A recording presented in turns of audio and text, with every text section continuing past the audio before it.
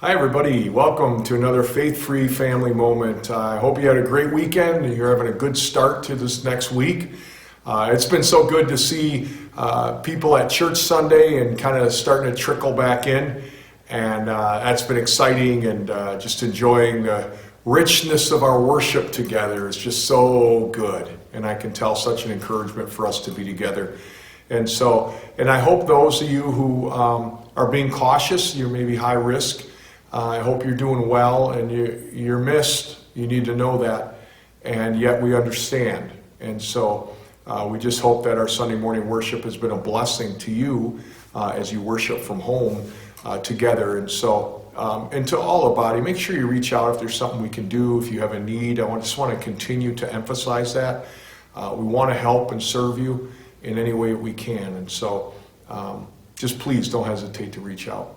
We began recently beginning through a study in James as we go through some devotional thoughts through this great book, really which is like faith with boots on, and what does it look like to walk and follow Jesus in practical ways in the day-to-day.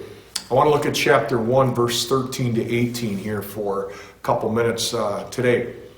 We read this, James writes, "Let no one say when he is tempted, I'm being tempted by God, for God cannot be tempted by evil, and he himself does not tempt anyone.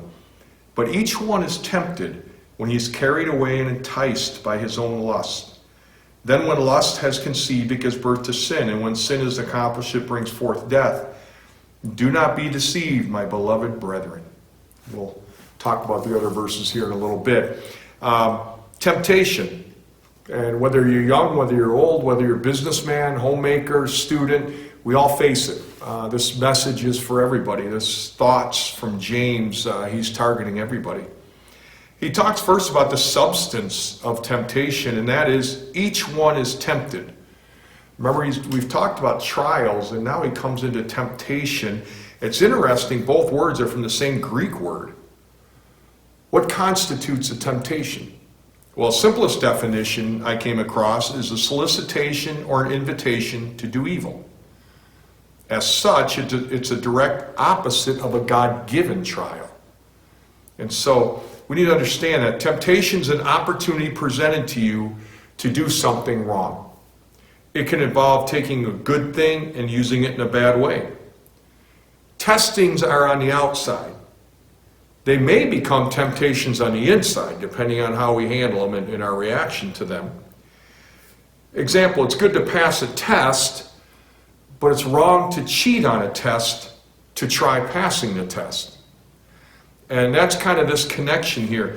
You know, the trial may be in marriage, the temptation may be to escape. The trial may be at work.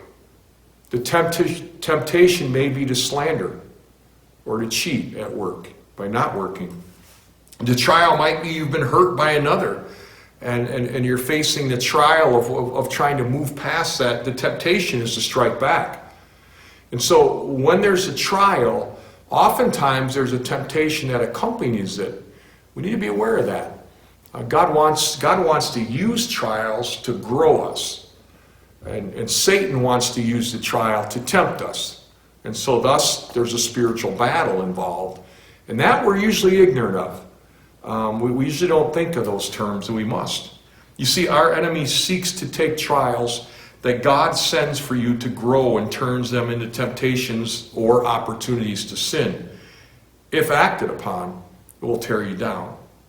If we think of the nation of Israel in the Old Testament, God tested them in the wilderness as an opportunity to grow.